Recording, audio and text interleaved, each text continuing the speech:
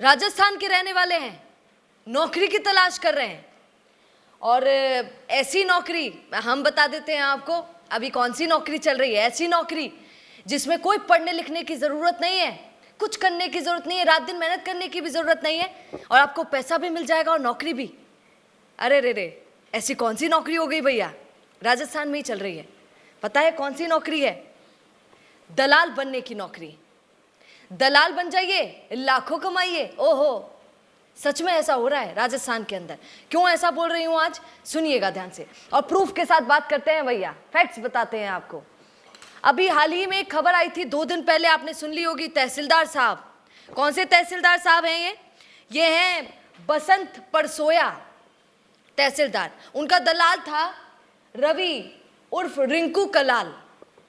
रवि दलाली का काम करता था, दलाल था, उसको कुछ आता जाता नहीं था। तो जीवन में क्या होता है, हमारे यहाँ राजस्थान में एक वर्ड चलता है, जब मैं इस फील्ड में नहीं थी मुझे ये वर्ड नहीं पता था, जैसे ही आई समझ में आया, बोलते हैं जैक जुगाड़। आप जानते हैं जैक जुगाड़ क्या होता है? कशा बड़ा नेता सुथा को कनेक्शन होवे, या फिर किसी बड़े आदमी से आपका कनेक्शन होवे तो कहीं ना कोई नैया पार लगी जाती है, ऐसा लोग कहते हैं। हम तो उस बात को मानते नहीं है। पर यहाँ पर आप देखिए, ये दलाल था रवि, ये पैसे मांगने का काम करता था। राजस्थान में अधिकारी, माफ कीजिएगा, जो भी हैं बड़ी पोस्ट पर जो भी बैठे हुए हैं, जैसे भी कमा रहे हैं, वो दलाल के जरिए बड़ा कमा रहे हैं आजकल। बड़े बड़े अफसर, बड़े बड़े, हम प्रूफ के साथ बात करते हैं। यहाँ तहसीलदार पकड़ा गया, वहाँ पर मैंने आपको दोसा जाकर बताया था, लोगों ने खुद कहा था, झूठ नहीं कहेंगे। अगर झूठ होते तो शायद हमारे रेडियोलॉजिस्ट साहब खुद ही आकर कह देते। याद है ना आपको रेडियोलॉजिस्ट दोसा का?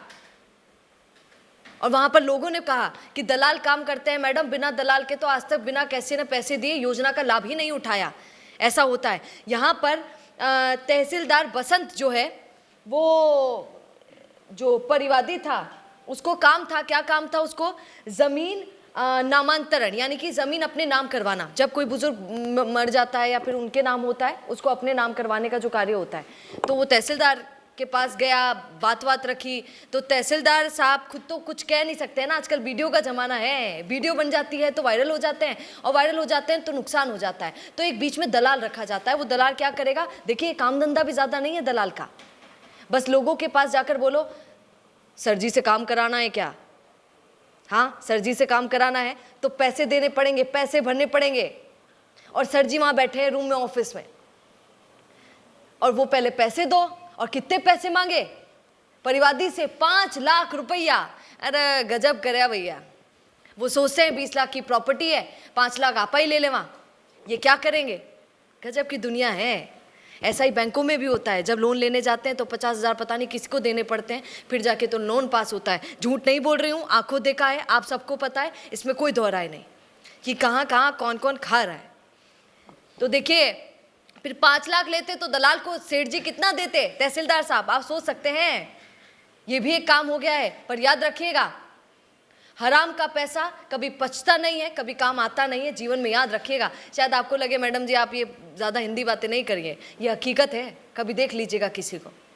तो यहाँ पर फिर 5 लाख रुपए मांगते हैं। पहली किस्त इनको 1.5 लाख रुपए। देखिए, आप दलाली में भी ऐसा होता है कि 5 लाख अगर पूरे देने तो पहले एडवांस में 1.5 लाख रुपए देने पड़ेंगे, और वहां पर जाकर एसी भी उनको दबोच लेती है, पकड़ लेती है। तहसीलदार साहब भी पकड़े जाते हैं, उनके साथ उनका दलाल भी पकड़ा जाता है। तो मैंने आपको बोल दिया है, हालांकि दलाली का काम मैंने आपको बताया कि कैसे भी बढ़ गया है, खूब दलाल बन गए हैं बड़े बड़े अफसरों के, बड़े बड़े अधिकारियों के। पता नहीं ऐसा क्या वो देखते हैं दलाल के अंदर कि उसी को बनाते हैं कि आजा भैया दलाल बन जा। गजब चल रहा है माहौल यहाँ पर। और सुनिए, एक और राजस्थान में सबसे बुरी खबर क्या है कि भ्रष्टाचार करने पर आपको सजा भी कम मिलेगी। इतनी सजा भी आपको नहीं मिलती है। ये रिकॉर्ड्स है, मैं पढ़ रही थी तो आश्चर्य हुआ, दोनों खबरें एक साथ मिल गई। मैंने सोचा ऊपर वाला भी गजब सुनता है कभी कभी। ये यहाँ पर देखिए आप, ये खबर मैंने आपको सुनाई भ्रष्टाचार करने पर क्या तहसीलदार डरेंगे? क्या वो दलाल डरेगा? क्या नहीं डरेगा। क्यों नहीं डरेगा? क्योंकि यहाँ पर सरकार की तरफ से बताया गया कि भ्रष्टाचार निरोधक ब्यूरो से संबंधित 4,321, ये आपको मामले बता रही हूँ अभी के जो रिकॉर्ड्स आया था, मामले अगस्त 2025 तक विचाराधीन रहे। इनमें से अदालतों ने 746 प्रकरणों का निस्तारण किया। इनमें से सजा सिर्फ कितने को मिली? 29.46% लोगों को सजा मिली। और बाकी का क्या हुआ? बाकी का वही हुआ जो ऊपर वाला चाहता था। 70% लोगों को बेल दे दी गई, वो छूट कर बाहर आ गए। पता नहीं कौन सा पैसा खिला कर आए, क्या करके आए, पर वो छूट कर बाहर आ गए। गजब करती है ये दुनिया और गजब करती है सरकार। 70% किसे कहते हैं आप? तो फिर भ्रष्टाचार करने वाले को डर किससे लगेगा? जब उसको पता है कि सजा तो मिलती ही नहीं है, पैसा खिला के बाहर भी आ सकते हैं, तो फिर वो डरेगा कैसे जब आप बेल दे देंगे? गजब करते हैं यहाँ पर। ये खबर मैंने आपको सुनाई, एक और खबर आपको सुना देती हूँ, वो तो आश्चर्यचकित कर देने वाली खबर है। कहते हैं बेटा बेटी एक समान, भ्रूण की जांच नहीं हो पाती है। पता है आपको, जब पकड़े जाते हैं डॉक्टर साहब तो कितनी बुरी उनको सजा मिलती है। अब पता नहीं मिलती है कि नहीं, क्योंकि मैंने आपको बताया कि भ्रष्टाचार करने वाले को 70% लोगों को तो बेल मिल जाती है, बाकी के लोगों को सिर्फ सजा मिलती है। वो बाकी थोड़े बहुत लोग होते हैं। क्या इसलिए उनको सजा मिली कि वो पैसे नहीं भरे? मैं नहीं कह रही हूँ, आप क्या कहेंगे वो पूछना चाह रही हूँ। यहाँ पर देखिए आप, डॉक्टर साहब थे, डॉक्टर का नाम है डॉक्टर शेर सिंह राजावत। गर्भवती महिलाओं को भ्रूण जांच के लिए प्रेरित करता था। कहता था कि ओहो, छठी भी लड़की तो सातवीं भी कहीं लड़की ना हो जाए, तीसरी भी कहीं लड़की ना हो जाए, आप भ्रूण की जांच करा लीजिए। कहाँ होती है बताऊं क्या? हम ही लोग करते हैं। गजब करते हैं ये लोग, और आप चौंक जाएंगे। सुनिएगा, भ्रूण जांच के पैसे कितना लेता था डॉक्टर? जयपुर की घटना है, जयपुर की खबर सुना रही हूँ आपको। 80,000 रुपये डॉक्टर लेता था भ्रूण जांच के। अब सुनिए, ये जो अल्ट्रासाउंड मशीन आती है जिससे भ्रूण की जांच की जा सकती है, वो मशीन कितने की आती है? खींच के 20 लाख, खींच के 15 लाख। और स्टार्टिंग रेट में तो ये देख रही थी मैं, कभी कभी ये भी रिसर्च कर लेती हूँ, पता तो चले कि 80,000 ले रहे हैं तो कितने का इन्वेस्ट किया है उन्होंने। 2.5 लाख से शुरू होती है ये अल्ट्रासाउंड मशीन।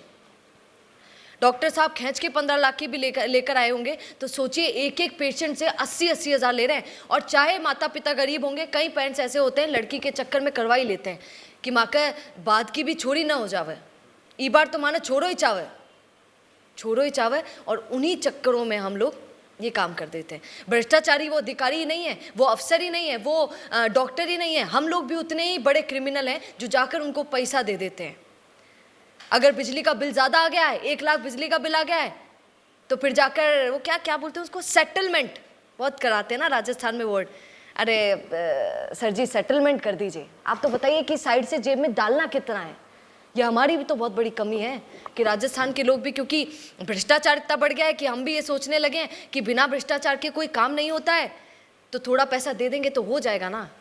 और ये सब सोचने लगे हैं राजस्थान में। क्यों? क्योंकि भ्रष्टाचारियों को तो सजा ही नहीं मिलती है, वो तो खुलेआम घूमते हैं। कई लोग दलाल बन जाते हैं, काई ना आवो जाओ तो दलाल बन जाओ।